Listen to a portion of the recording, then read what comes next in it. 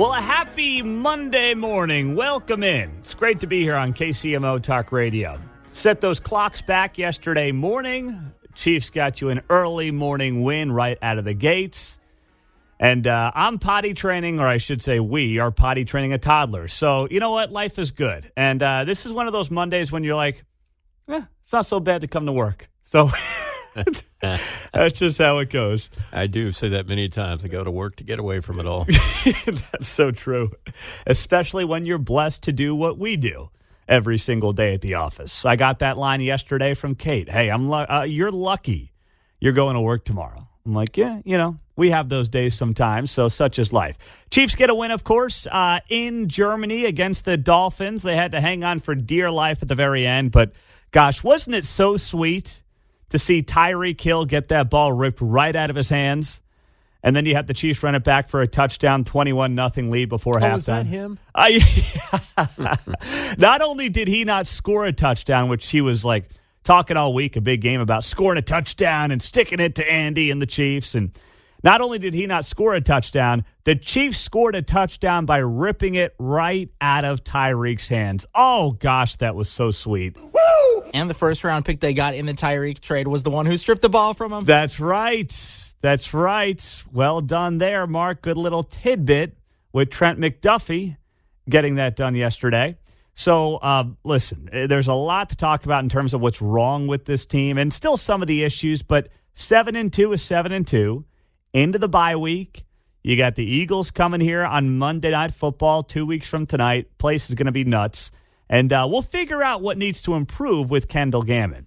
But as I said to John, 3rd and short, give me something decent on 3rd and short from this team. Oh, gosh. In all of it, I know I get my frustrations with things on offense and defense, but it's like the penalty, the personal foul to keep the drive going. Now, that can go away real easy. Come on. Chris Jones? Yeah. If that gave him the 7. I thought about you on that penalty. I'm like, John's got to be going nuts right now. Could have heard me, man.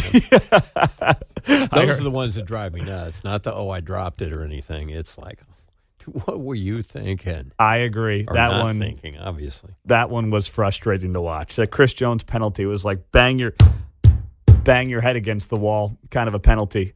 But either way, 7-2, as you know, you would have taken that into the bye week before the season. And here we are, getting set for the second half of the year. So Kendall Gammon will be here at 7:05. We'll have Kevin Keatsman touch on some Chiefs and some other things at 7:30 as well. Kevin's got a beef, I guess, in the Lenexa mayor's race we got to talk about because we do have these local elections tomorrow.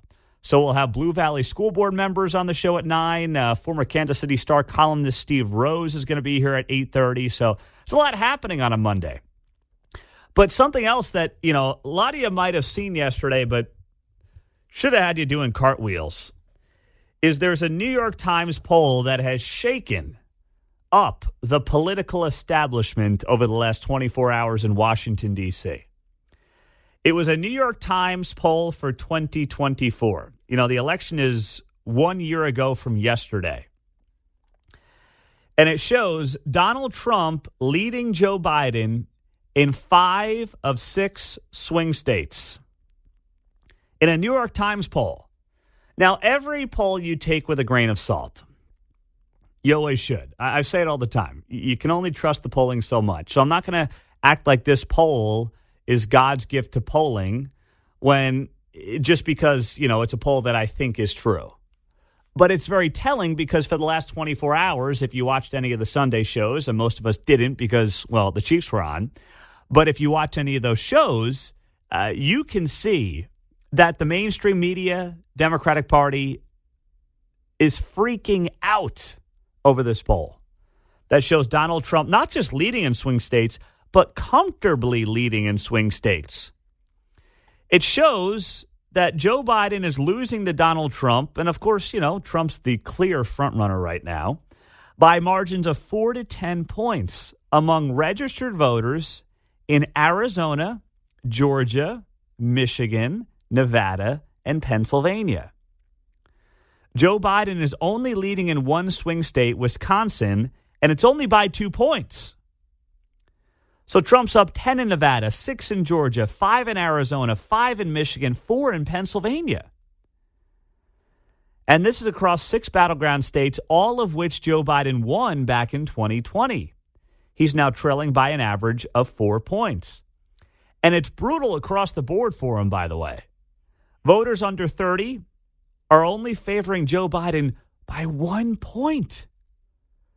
He's up 1 point with the wokest population in the country. That's those under 30. His lead with Hispanic voters is down to single digits. His advantage in urban areas is half of Donald Trump's edge in rural regions. And while women still favor Joe Biden, men prefer Donald Trump by twice as large a margin, reversing the gender advantage that had fueled so many Democratic gains in recent years. This is from the New York Times.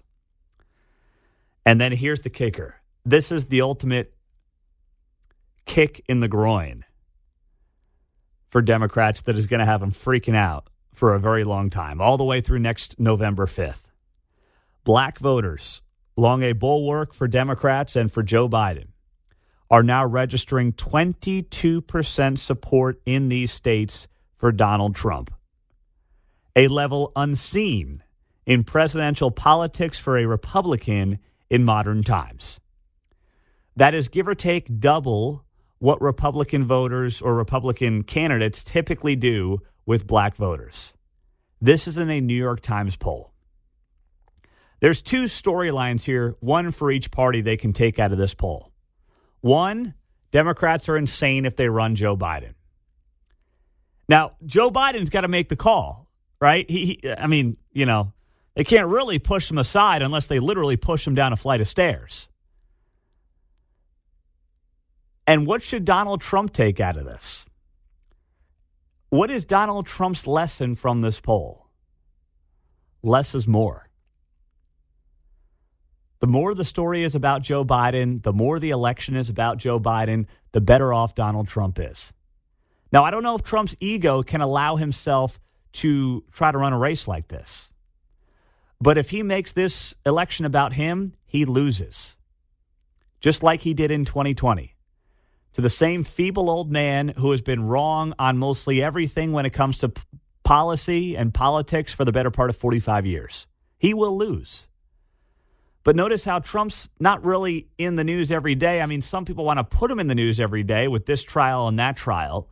But, he's not the story. The story remains the disaster that is this administration and the last 3 years. On the foreign policy front, on the economic front, on the domestic policy front, it's been worse than anybody could have ever imagined. Like Donald Trump, frankly, he shouldn't even bother campaigning. Like everyone knows who he is. He's not going to change anyone's mind. It just needs to be a referendum on Joe Biden. And if that happens, this New York Times poll can be right. And Donald Trump cannot just win all these swing states. He can win them fairly comfortably. So now you've got people who are absolutely losing their minds. And they are Obama allies, big shots in the Democratic Party, politicians in Congress right now. And they are suddenly, after this poll yesterday, voicing their concern. We have some of the audio on what they're saying, and we'll play it for you because they're freaking out. And I'm just here to drink their tears on KCMO Talk Radio. Now on FM at 95.7. We'll get to you as well, 913-408-7957 on a Monday morning. Well, this poll has the entire Democratic Party and media, for that matter, on high alert. New York Times Siena poll drops yesterday morning. And, boy, they are running around like chickens with their heads cut off trying to figure out what to make of this thing. It shows that Joe Biden trails Donald Trump by 4 to 10 points in 5 of 6 swing states. The only swing state where this New York Times poll shows Joe Biden in the lead is Wisconsin, and it's by 2 points within the margin of error. So yesterday on the Sunday morning shows, you had people losing their minds all over the place, and it's exactly what you would have expected. Here's Pramila Jayapal.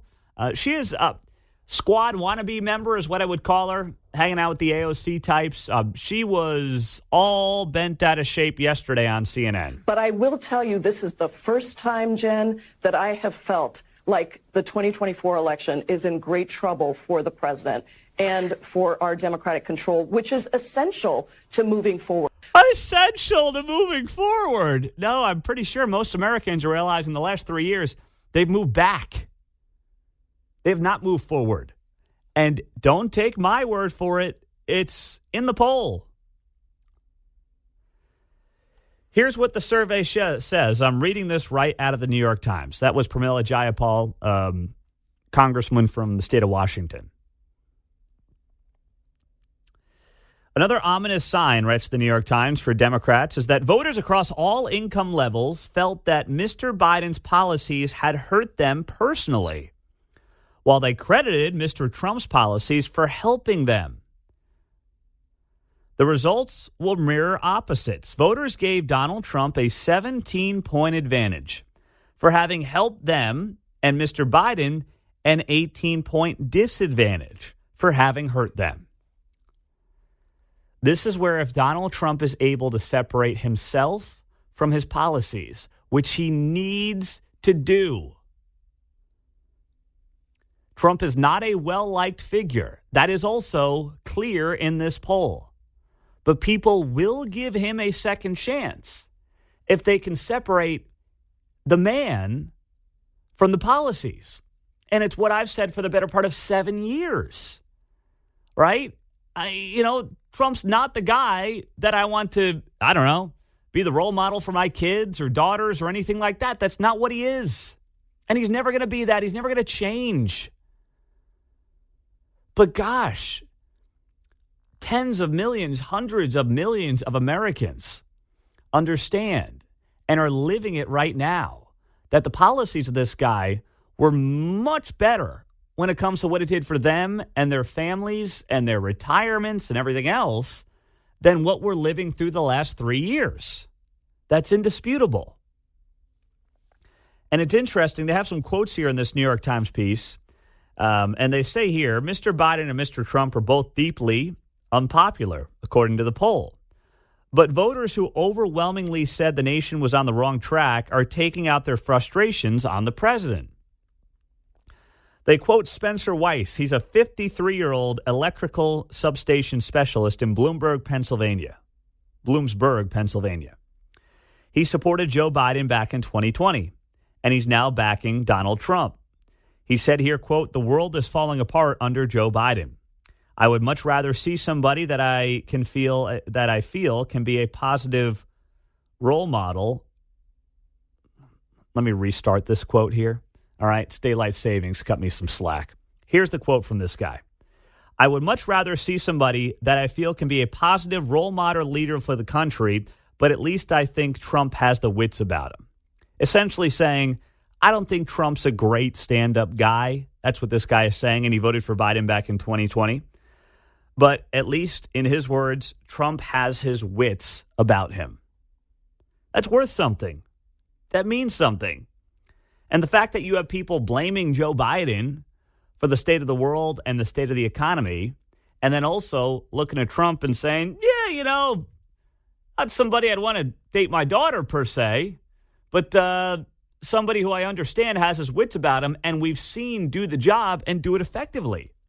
And that's where we've never seen anything like this, right, in our lifetimes. You haven't seen somebody who was just in office for 4 years who did it, who has a track record, especially a pre-COVID track record, where you say, boy, for all the nonsense on cable news, those are pretty darn good economic times, and there was a lot that was going in the right direction.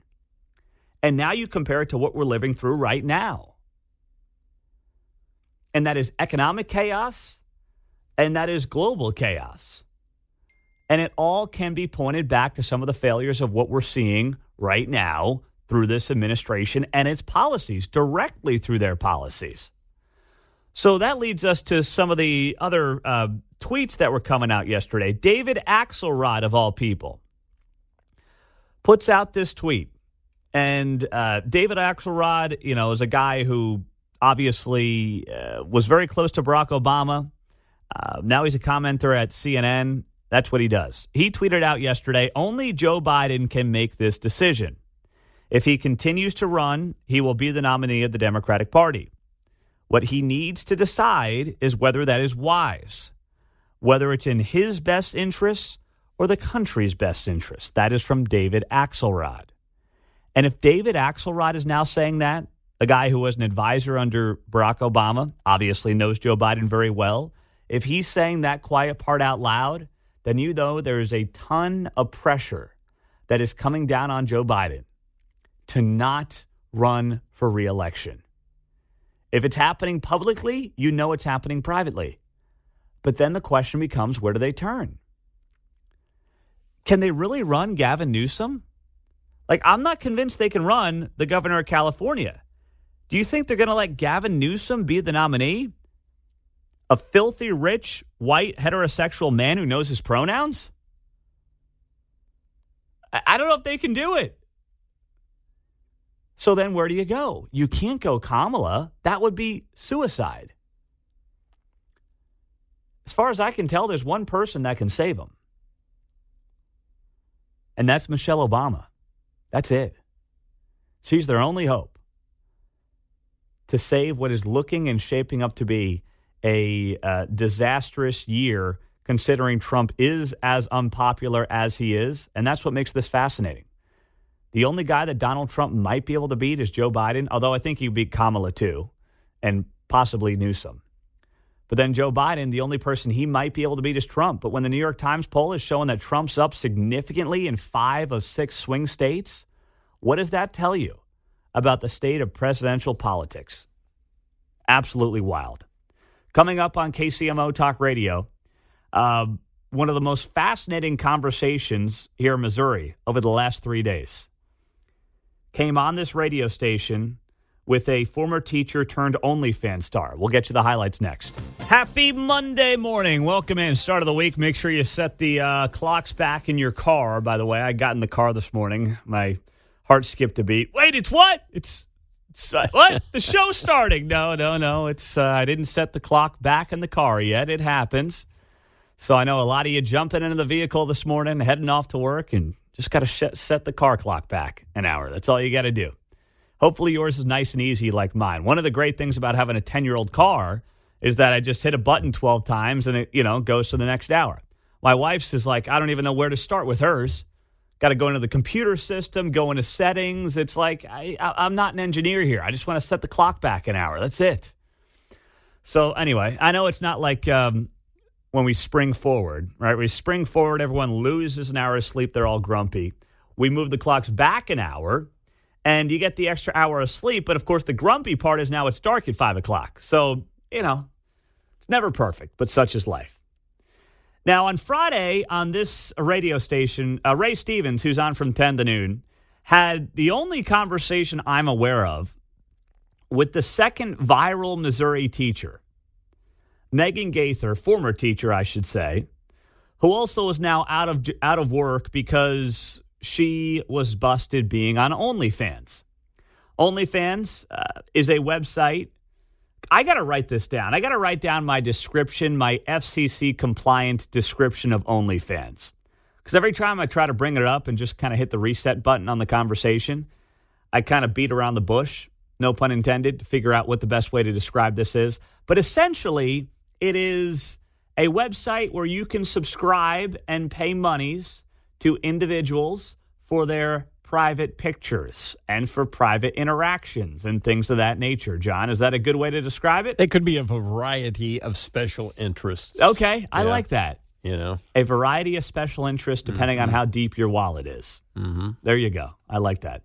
So she gets canned because you can't be doing this stuff when you're a Missouri teacher. You can't be going to the classroom with the kids during the day and then, taking naked photos at night and sending it off to random creeps. You just can't do it. But this brings up, and Ray Stevens got to this with her, this brings up a bigger conversation. We have teachers who are in tens of thousands of dollars in debt. Yet as teachers, they're making about $40,000 a year out of the gates, depending on what school district they're in. So we need them. We want them to be there to teach the next generation. But then for many of them, not that, you can't get scholarships and you can't find cheaper ways to do it, but for many of them, they find themselves in a tremendous amount of debt. And that leads them to make decisions like basically becoming porn stars, for lack of a better word, because they're not always doing that stuff. Sometimes they're just, whatever, taking photos and sending it to people. Not that it's morally right, but it's a little bit different from, doing all the video stuff. But we're asking these people to get master's degrees, to have all this education, to become teachers, but then we pay them what is not a ton of money, where they need to now pay back those student loans. And here was what Megan Gaither said to Ray Stevens on Friday about those 2 master's degrees that she has and why she has them. So we're talking about the 2 master's degrees, right? So I got my first master's degree because my bachelor's degree was not specifically in education. So I had to have a master's in teaching to teach. And then I've always known my goal was to teach dual credit classes to my high school students. So I had to have a master's in English to teach those classes. So I had to get 2, even though I could have stopped at 1, but I had to get 2 in order to meet my life goals. So that's what I did.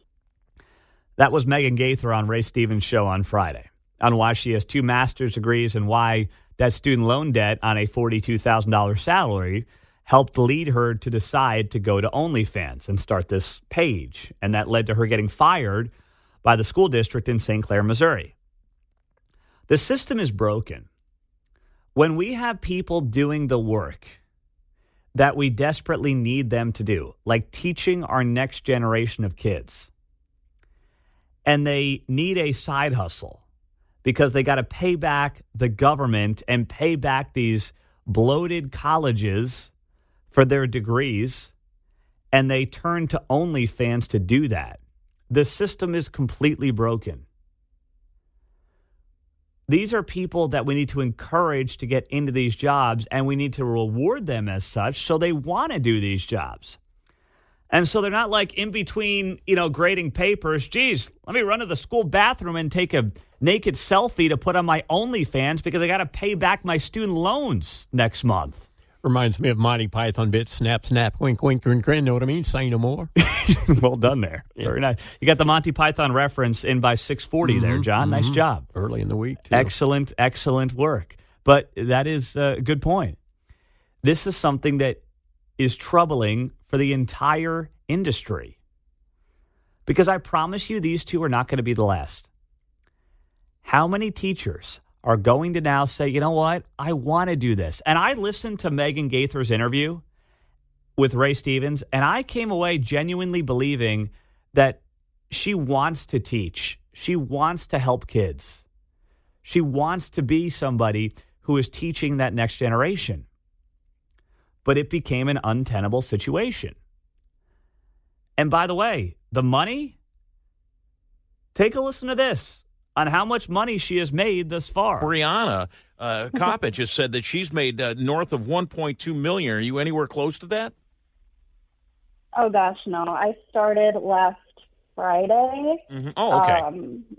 Because I had shut everything down. I had deleted my old platforms because I do love teaching. And so once she got caught, I literally deleted everything. And so all of that was gone. All my old following was gone. But I've made about $40,000 since last week. Okay, so you're making $45,000 a year as a teacher. You made $40,000 last week. I mean, that's a little bit of a difference, don't you think? Yeah. Yeah. Well, here, she made her yearly salary in a week. Extrapolate that out. Not that she's going to keep that up, but if you made $40,000 a week, you're clearing $2 million a year. That is unbelievable. Now, I don't know if these are one-time payments, if these are monthly subscribers. I don't know how any of that part works. I'm not saying it's $40,000 a week every week, but either way, she made her annual salary in a week on OnlyFans. Now, this says a lot about us as a culture right now. There's no doubt about that, right?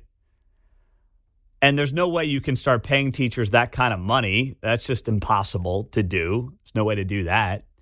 But if you can pay them a little bit more to the point where they aren't thinking about going down the road of OnlyFans and they aren't even opening up the door to OnlyFans, then if nothing else, that gets us on the straight and narrow, does it not?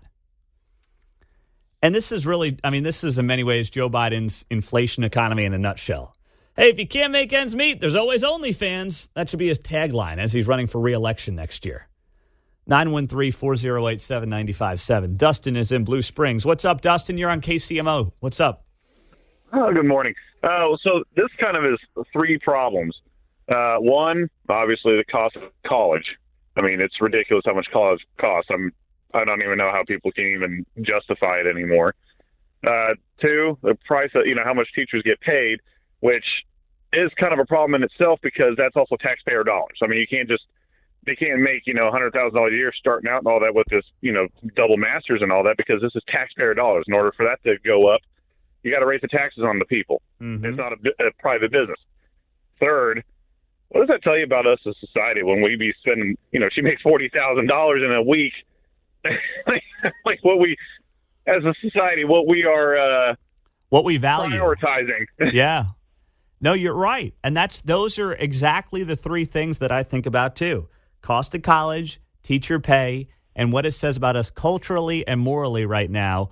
Where she becomes quasi viral, and now she's clearing $40,000 a week, taking essentially nude selfies and nude videos. Mm-hmm. It's crazy. Yeah. It's crazy. It's disturbing on many fronts, and there's not an easy, quick fix. Well said, Dustin. But it's all those three things wrapped in the one. That's what this story is. It's not just about sensationalizing a story of an OnlyFans girl and two teachers in Missouri going viral. There are actually legitimate conversations that have to be had on how you prevent this going forward. Not that you can prevent somebody from going on OnlyFans and setting up a page, but preventing them from having to think about that and saying, no, being a teacher is an admirable thing. I can make a decent living doing it. I want to help my community. I want to help my kids, and that's that. But now it's like, hey, I got to put food on my table too. I got to pay my bills as well. 913-408-7957. We'll get to you. Top of the hour, Kendall Gammon's going to be here. Of course, our Chiefs analyst. Recap that game from yesterday. Kevin Keatsman will join us next hour at 7:30. There's a lot that's going on here on KCMO Talk Radio on a Monday. Welcome in on 95.7. No, that's not the answer on the text line, Pete. You can only hire ugly. No, you can't. You can't say that. Only hire ugly teachers. No. Come on now. That's not fair. There's something wrong with them. No. Can't be doing that. Can't be saying that. That's discrimination, by the way, right? We all go through DEI training in corporate America. You can't discriminate on somebody if they're attractive. That's not how this is supposed to work. I'm referring to Megan Gaither, the second Missouri teacher. You find the headlines in the New York Post, the Daily Mail. They're all writing about Missouri teachers. You're going to have an influx of people coming to the state being like, oh, let's take a look at the teachers around Missouri. What's going on here? It's now second to a Florida man search, right? Missouri teacher. Yes. You get Florida man, and now you get Missouri teacher. You got two of them here in the last 2 weeks that have lost their jobs because of their OnlyFans pages that they've set up as side hustles to try to make some money. Brianna Coppage and now Megan Gaither. And Megan Gaither did an interview with Ray Stevens. That came down on Friday morning. They had that conversation at about 11 o'clock. And I was fascinated by it. Not because of the sensationalization of it, but because of the issues that we talk about every day. Inflation, people getting by, pay for teachers, cost of college. She's got 2 master's degrees. What it says about us culturally, societally. That OnlyFans, which as one of you says on the text line, 913-408-7957, is basically a form of digital prostitution. That's effectively what it is. those are the angles on this story that really fascinate me. Calvin's in Olathe. Go ahead, Calvin. You're on KCMO. What's up? The Playboy used to do pictorials, the girls of the Big Ten, the girls of the Big Eight, whatever. How about the women of the Missouri PTA? Oh, gosh. But seriously, during COVID, didn't the teachers union get something like $80 billion to mitigate the effects of COVID? Most of that money's not been spent. Well, they got I think it was $120 billion. And it wasn't for the unions. It went to the schools themselves. And I'm glad you brought that up because I asked, I think it was Dave Traubert with the Kansas Policy Institute last week. He joins us on Tuesdays. And he said that most of the money has been spent. Now, it was spent on, improving the air conditioning in schools and, ventilation and things like that, mostly across the country. And it was also spent on raises, but a lot of the raises went to administrators, not to teachers in the classroom. Oh, there you go, the administrators. They could put together a schedule where if you go into teaching, they'll give you a bonus. If you do 5 years, another bonus. 10 years, they could pay off your student loans, because a school without teachers is just an empty building. Yep. And by the way, I love it. You're right on there, Calvin. And not only is it just an empty building, but frankly, a culture without good teachers is what? It's a broken society. It's a broken country. I mean, we complain a lot about what's going on in our public schools these days, and I understand it. And I say that as somebody who went to public school K through 12, who plans to send our girls to, our area public school until we have a reason not to. But we complain about it, and then we say, okay, what are we doing to fix the problem? Well, we can advocate for the right things. We can talk about issues like teacher pay and making sure they're making more money and, they're valued and making sure they want to stick around, because that's another problem. If they want to make a little more money, they're like, screw it, I'm going to get into the administrative side of things because I can make a lot more money doing that than I can teaching these kids, even if that's their passion. Because in the end, they have children too. They have families. And that gets lost in the equation. You can sit here and say to them, well, do right by your students and stay in that classroom. You're a great English teacher, math teacher, science teacher. They have their own kids. And if they can get into administration and make tens of thousands of dollars more than they would in a classroom, it's easy for you, it's easy for me to sit here and say, hey, stay in the classroom, do the right thing. It's easy for us to do that. But could you blame them for not doing that? Could you blame them for taking advantage of a system that is completely backwards, that does not put the kids first, does not put the taxpayer first, does not put the parent first, does not put the teacher first? It puts a bloated administrative bureaucracy first. That's what it does. And that's part of the reason the system is broken. And now you have these two viral Missouri teachers going on OnlyFans and doing digital prostitution and saying, you know what? Screw it. I got money to make here. Don in Warrensburg. What's up there, Don? Hey, I'm just listening to the program. I appreciate what you're talking about, and I always enjoy listening to you. Thank you, Don. Hey, I'm a retired teacher, and I had part-time jobs when I was teaching. And I understand teachers never get paid enough. And your previous caller mentioned that it's tied to taxes. That's just kind of the way it is. But I want us to make sure that we don't miss something here. These two viral teachers have made a moral choice in going to OnlyFans instead of working part-time at other kinds of jobs that aren't going to put their integrity in the classroom in question. And I can't support the choice they're making, although I do understand the need for the extra money. Yes, they could do other things, Don. There's no doubt about it. And I'm not defending them morally at all. But it just tells me that the system is totally broken when people are even considering doing something like this and when there's this kind of money to be made out there with avenues like OnlyFans. Yeah, I understand what you're saying. The system probably is broken, but I think the wider conversation is the culture is also broken if OnlyFans is an option that's on the table. Yeah.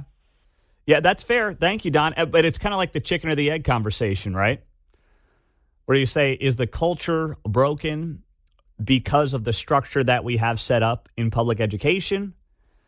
Or is the culture broken just because it's broken and it has nothing to do with the system we've got in public education? I don't know the answer, but that's how I look at this story. It's not just here to have the viral, sensational conversations. Oh, look at the hot teachers going on OnlyFans. Like, that's childish. There are serious issues and conversations to be had coming out of this. Kendall Gammon will be here right after the news. I'm going to grab that drop, make it a drop on the show. Bill O'Reilly yelling at the priest in Long Island. Hey, Father! All right. Good morning. Welcome in. Happy Monday. Set those clocks back. Don't let your car clock freak you out on a Monday. Thanks for being here on KCMO. So big stuff happening today up to our north up in Iowa. Of course, that is the first primary in the presidential cycle. And we haven't really talked a lot about this for the last several weeks because there's nothing to talk about. Some of you asking me, what about 20? Who cares? Trump's up 30 points. There's nothing to say right now. There hasn't been anything to say in a long time on 2024. It's a moot point. But today, something interesting is happening.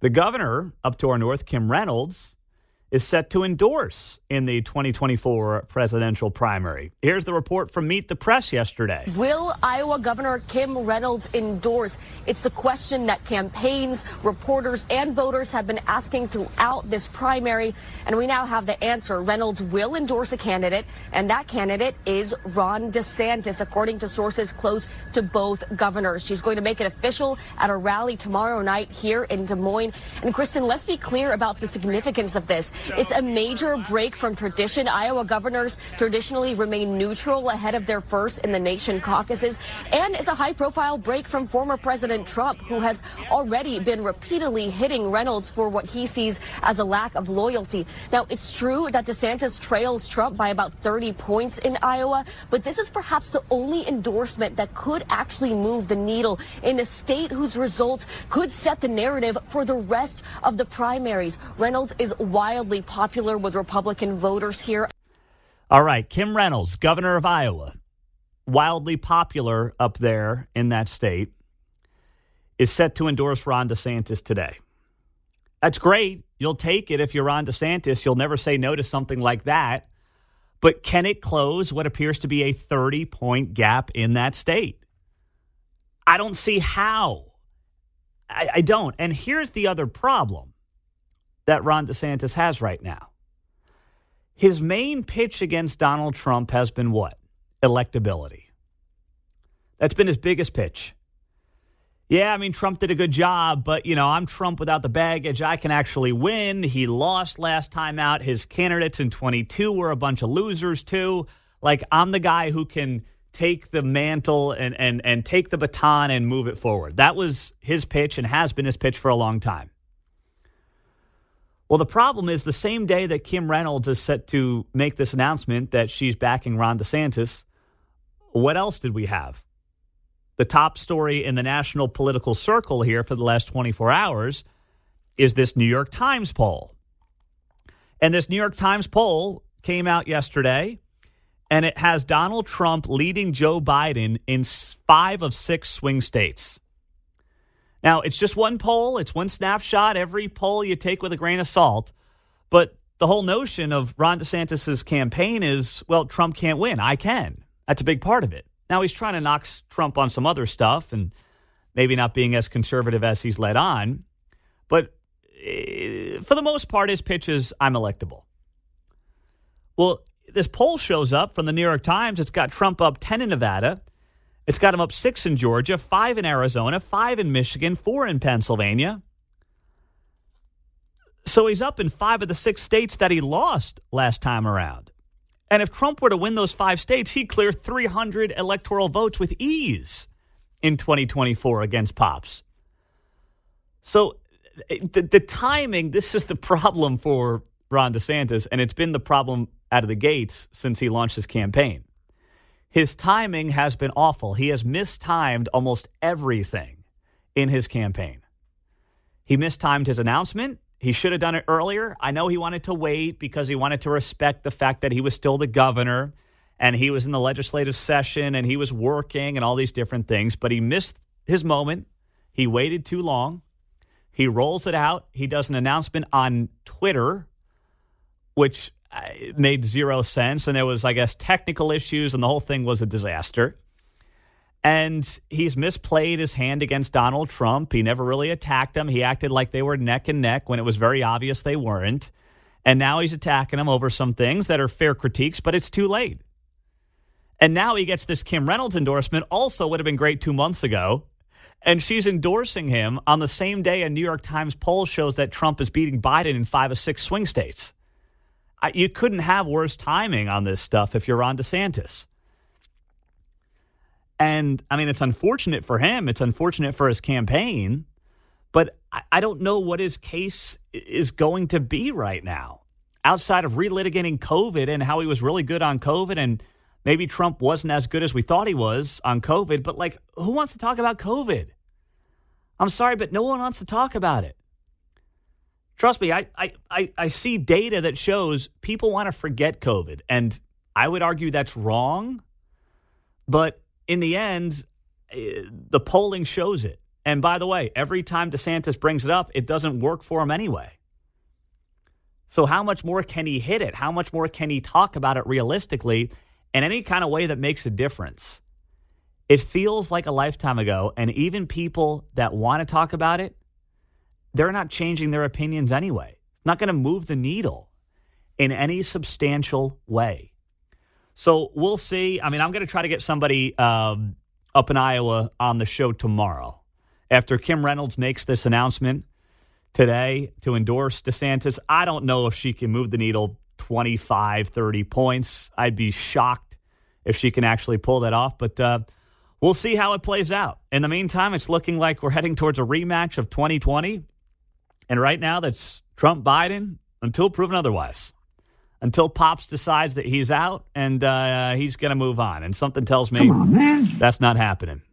Ego just won't allow it. We got Steve Rose, former KC Star columnist, waiting in the bullpen. He'll be here in just over 10 minutes on KCMO Talk Radio. Talk about one of the key issues in the local elections coming up tomorrow. In the meantime, the OWWs are freaking out. What are OWWs? Overeducated woke whites. I've coined that phrase it's been at least a year or so on this show. No one else has taken it from me and tried to steal it from me yet. But it's a perfect encapsulation of this poll that dropped from the New York Times yesterday that's gotten an enormous amount of attention in political circles. So it shows in this New York Times poll, Donald Trump leading Joe Biden in 5 of 6 swing states ahead of next year. It shows Trump up 10 points in Nevada, 6 points in Georgia, 5 points in Arizona, 5 points in Michigan, 4 points in Pennsylvania, 2 points in Wisconsin. Excuse me, Biden's leading by 2 in Wisconsin. That's the only one he's up in this poll. Now, these are all states that Donald Trump lost last time around to Joe Biden. And now he's leading in 5 of 6 in a head-to-head with Joe, except for Wisconsin. That's the only one that Joe's got a slight lead in. And this has got a lot of people wondering what the heck is going on. And what's most interesting is how the more diverse the state, the better off Trump's doing. And that's got CNN trying to figure out what's happening here. The New York Times, and they're right about it, says, in a remarkable sign of a gradual racial realignment between the two parties, the more diverse the swing state, the farther Mr. Biden was behind. And he led only in the whitest of 6. That's right. In a remarkable sign of gradual racial realignment between the two parties, the more diverse the swing state, the further behind Joe Biden was from Donald Trump. And the only swing state that Joe Biden led Donald Trump in this poll was the whitest. It's amazing, as we spent the last year and a half, obviously, talking about some of these economic issues that are out there right now. those who have been the staunchest defenders of Joe Biden's economic policies and people that I talk to are the whitest. I mean, those who are literally in their enclave of being in a liberal white bubble, they're the ones who have been like, everything's fine, everything's good, life's good. But the polling doesn't show that. The polling in the New York Times here shows that his lead, Joe Biden's lead among Hispanic voters, is down to single digits. Black voters, as the New York Times writes here, long a bulwark for Democrats and Joe Biden, are now registering 22% support in these swing states for Donald Trump. That is a level unseen in presidential politics for a Republican in modern times. And this has the OWW crowd freaking out because they have long insisted that you give them more power and they will make sure they're taking care of you, right? Their policies will work for you, the working people. And they long believed, by the way, that a minority country, meaning a dearth of white people in this country, would lead to their political power till the end of time. That's not happening. And the polling has been showing that, by the way, for the last couple of cycles. And now we sit here and we look at what's happening in the real world. We look at how the economic pain is as such where people are realizing, hey, you know, I may not like that guy Trump. He may be a bit of a buffoon, to put it mildly. But heck, when it comes to where my dollar's going, when it comes to what's happening on the world stage, things were a heck of a lot better. You know, my money went a lot further. Look at pre-COVID and what was happening in the world back then. Boy, there was a lot to like.